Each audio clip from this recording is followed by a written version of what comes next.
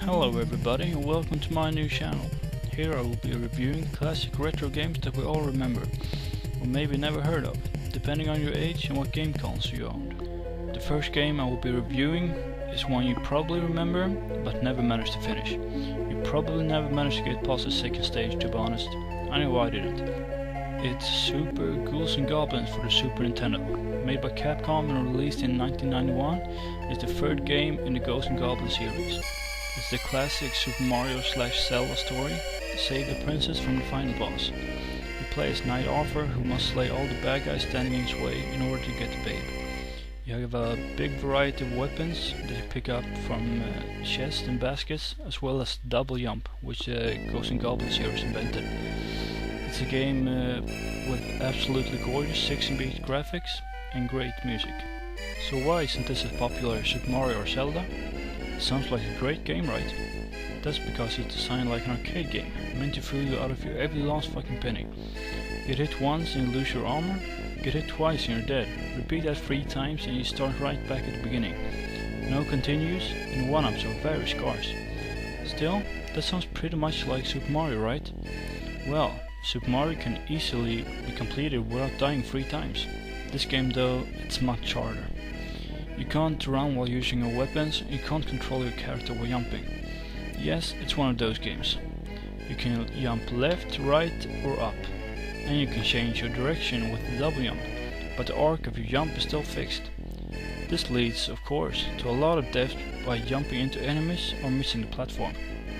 There's also a ton of other things that are meant to fuck you up, like fake chests with wizards in them, and fake chests with little creatures flying out of them, and a lot of hard jumps where you just don't know where you're gonna land. And let's not forget the worst enemy of all time, the Red Gargoyle, who's so annoying and hard, he actually got his own game. So how do you get through 8 insanely hard levels without dying more than 3 times? You memorize every little detail of the entire game and master shitty controls to perfection. After hours and days of frustrations and headaches, you might just get to the 7th boss. And what happens then? The bitch tells you that in order to save her, you need a fucking necklace, which she hid in the first fucking level. Now, any sane person would say, fuck it, there's other girls out there, like Peach for example. She's way easier to get, and she would totally take you in your shining armor over that fat plumber boyfriend of hers. But not you. Oh no. You get sent right back to the first stage to do it all over again. And guess what? This time the difficulties turned up. More enemies spawn, and they're faster and harder than ever before.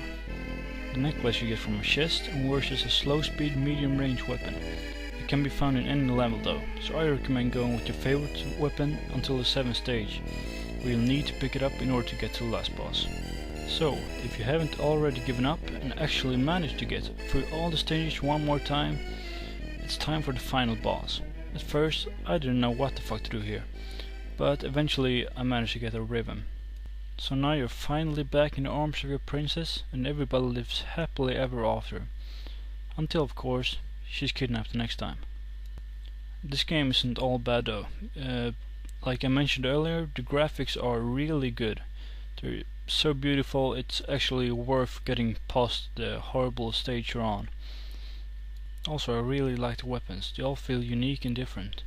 There is however a way to make this game really enjoyable though, and that's by playing it on an emulator, because then you can save wherever you want and not have to worry about dying. What I did was that I divided every level into 3 or 4 stages, that way you don't have to do everything over again if you die, but you still get that satisfaction from completing a really hard part. Overall though, I gotta say I really recommend this game. The level design is great, and I just love the music is just perfect. The next game I'm gonna review is probably Super Metroid, but it also might be Final Fantasy 7. So if you want to see any of those reviews, please subscribe and please leave comments as well. If you've got any questions about the game, or please tell me your own opinion.